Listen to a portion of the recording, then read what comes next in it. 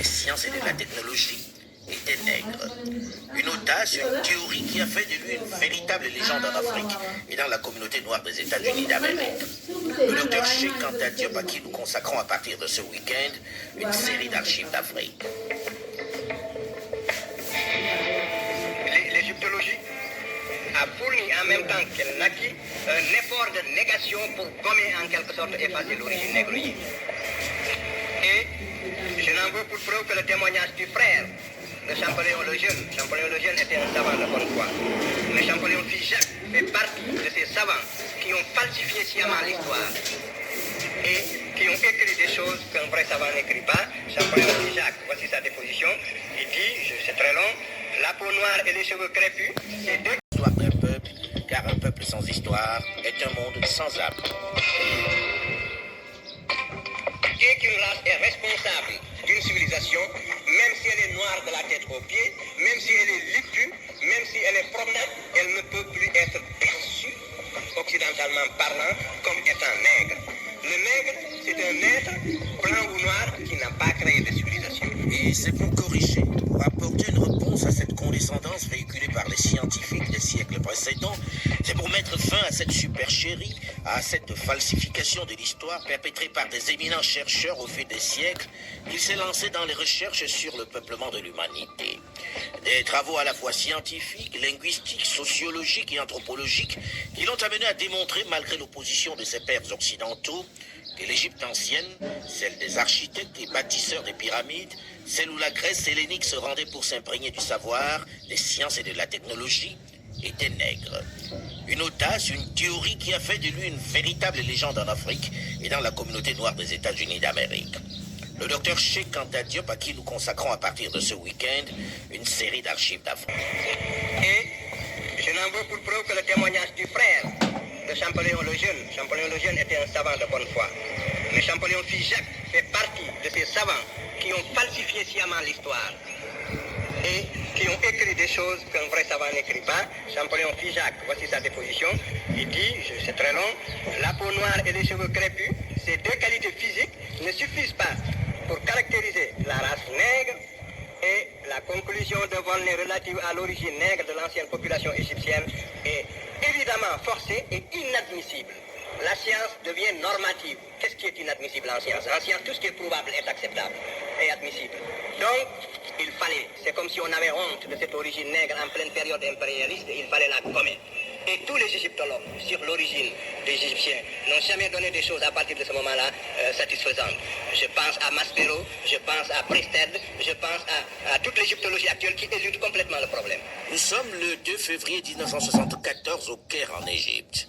Cheikh Anta Diop parle enfin devant d'éminents égyptologues venus des 4 coins du monde à la demande de l'UNESCO. Cheikh Anta Diop. Lorsque l'UNESCO m'a demandé de participer à la rédaction de l'histoire générale de l'Afrique, j'ai dit que je ne pouvais pas, sous prétexte qu'on écrit un ouvrage de portée mondiale, n'est-ce pas, m'exprimer par des euphémismes. Donc, il faut que toute la communauté scientifique se réunisse au Caire, qu'on débatte de cette question brûlante de l'origine africaine de l'Égypte et de l'origine nègre de l'Égypte, et que tous les savants et spécialistes qui ne sont pas d'accord viennent, et qu'on les avertisse 2 ans à l'avance au moins, et qu'ils ne viennent pas dire qu'ils ne savaient pas ce qui les attendait.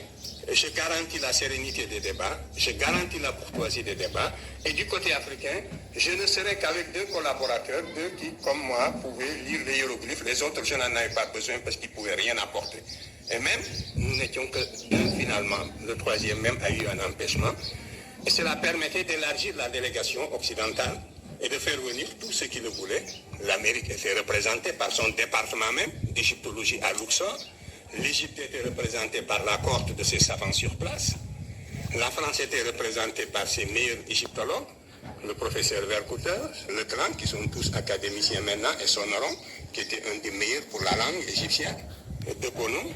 La Scandinavie était représentée par l'académicien C.O. Soderberg, ainsi de suite. C'est devant un tel parterre de scientifiques d'autant d'horizons qu'ils n'étaient pas parvenus jusque-là à réunir que Cheikh Anta Diop, accompagné de son disciple le Congolais Théophile Obenga, va se livrer à sa démonstration sur l'origine de l'humanité. Il s'appuie dans un premier temps sur une étude réalisée sur la peau des momies pour relevés dans les sarcophages, puis sur le groupe sanguin des Égyptiens, mais également sur divers témoignages pour étayer ce qu'il essayait de faire passer comme message depuis plusieurs décennies. Et j'en arrive à l'époque moderne, ce qui fait qu'en pleine époque d'esclavage, quand un savant français de bonne foi a visité l'Égypte, il n'a pas pu s'empêcher de pousser un cri. Il s'agit de Volney, qui a visité l'Égypte entre 1783 et 1785, et il décrit les Coptes. Tous ont le visage bouffi, l'œil gonflé, le nez écrasé, la lèvre grosse, en un mot, un vrai visage de mulâtre. J'étais tenté de l'attribuer au climat lorsque, ayant été visiter le Sphinx, son aspect me donna le mot de l'énigme. En voyant cette tête caractérisée d'un nègre dans tous ses traits, je me rappelais ce passage remarquable d'Hérodote où il dit, pour moi, j'estime que les Colches sont une colonie d'Égyptiens, etc. Parce que comme eux, ils ont la peau noire et les cheveux crépus. Et Volney dit plus loin, quel sujet de méditation de voir la barbarie et l'ignorance actuelle des Coptes issus de l'alliance du génie profond d'Égyptiens et de l'esprit brillant des Grecs. De penser que cette race d'hommes noirs, aujourd'hui notre esclave, est l'objet de nos mépris, et c'est là même à qui nous devons nos arts, nos sciences et jusqu'à l'usage de la parole, etc. Cheikh Anta Diop va étendre sa démonstration, sa théorie, jusqu'aux similitudes linguistiques, notamment avec sa langue nationale, le Wolof. On a dit que les Égyptiens ne connaissaient pas leurs origines, je ne suis pas d'accord. Et voici ma raison. Les Égyptiens connaissaient parfaitement leurs origines et ils l'ont exprimé dans leur langue d'une façon explicite. Alors, Kem, ça veut dire noir en égyptien ancien. Et la formation d'un collectif en égyptien ancien consiste à mettre un T au singulier, à l'adjectif ou bien au substantif. Et c'est de cette manière qu'on a formé Kemt, qui veut dire le pays noir. Et c'est là que vous faites la confusion. Parce que Kemt, ça veut dire la noire, étymologiquement. Ça veut dire la noire, absolument. Kem, ça veut dire noir, c'est l'adjectif, et Kemt, c'est la noire. Mais les égyptologues avaient l'habitude de dire, puisque le déterminatif qui suit, c'est le déterminatif du pays, alors la noire doit s'appliquer à la terre et non pas aux hommes. Mais ils ne discutaient pas pour savoir si Kemt étymologiquement signifie noir ou pas. Mais là où la position des égyptologues n'est plus défendable, c'est quand le même Kemt maintenant est suivi d'un déterminatif composé de l'homme, de la femme et des trois traits du pluriel. Et à ce moment-là, si on est conséquent avec soi-même, on est obligé de dire que cette fois-ci, noir s'applique nécessairement aux hommes qui suivent au déterminatif. Parce que le déterminatif a changé. Si le déterminatif est le pays, je veux bien que noir s'applique au pays. Mais si le déterminatif, ce sont les hommes, c'est l'ensemble du peuple d'Égypte symbolisé par l'homme, la femme et les trois traits du pluriel. Alors on raisonne selon les mêmes critères. Il faut avoir le courage intellectuel de dire que ce sont des nègres. Bon. Et cette racine a proliféré dans les langues africaines. Cette racine veut dire noir, nègre également. En Wolof, nous avons aujourd'hui Khum, qui veut dire charbonné. Et nous avons Khami en Wolof, qui veut dire ce qui a charbonné. Par conséquent, et nous avons un peu Kembu, Kembu qui veut dire le charbon, un peu. Par conséquent, cette racine Khami a proliféré dans les langues africaines. C'est la fameuse racine kamitique, le mot kamite, sur lequel nous allons longuement discuter. Voici son origine étymologique. C'est le terme par lequel les Égyptiens anciens se désignaient et qui veut dire noir charbon. Mais qui est ce personnage qui rame ainsi à contre-courant dans toutes les publications et recherches scientifiques diffusées à travers le monde?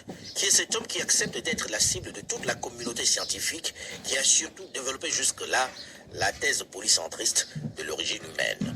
C'est à partir de la région du Kenya, à partir de cette région de l'Afrique, que l'humanité entière va être peuplée. Par conséquent, toutes les théories antérieures qui peuplaient l'Afrique à partir de l'Asie mineure, à partir de l'Inde, à partir de la Palestine, toutes ces théories sont caduques.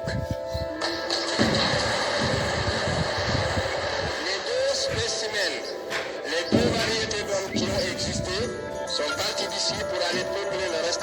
Cheikh Anta Diop voit le jour le 29 décembre 1923 dans la région de Dopel, à Djetou, c'est-à-dire environ 150 km de Dakar. Il est le fils unique de Massamba Sassoum Diop, qui va décéder quelque temps seulement après sa naissance. C'est donc sa mère, Maguette Diop, qui doit s'occuper de son éducation. Docteur Yorossi, un de ses compagnons de lutte. Cheikh descend de la famille des Diop et son grand-père maternel, Massamba Sassoum, c'est le dernier Barguet, autrement dit, l'un des derniers qui aurait pu prétendre au titre de Mel, ou même de Barak Owalo. La petite sœur de sa maman avait épousé la sœur du grand marabout, Cheikh Bamba, Cheikh Ahmed Bamba, le fondateur même. Le fondateur du mouridisme. Fatou, la petite sœur de sa mère, avait épousé la sœur de Serigne Bamba. Donc, il y avait de l'argent, et sa mère, très dynamique. Cheikh a commencé l'école coranique à Tchaïtou, il est allé à Koki, il a fini à Kergoumak, à Djurbel, et sa maman c'est sa maman qui l'a mis à l'école française. Avant l'école française donc, le jeune Cheikh Anta Diop est d'abord envoyé à l'école coranique à Koki, qui va, comme il l'écrira plus tard, entraîner l'esprit et le corps à l'endurance physique et morale.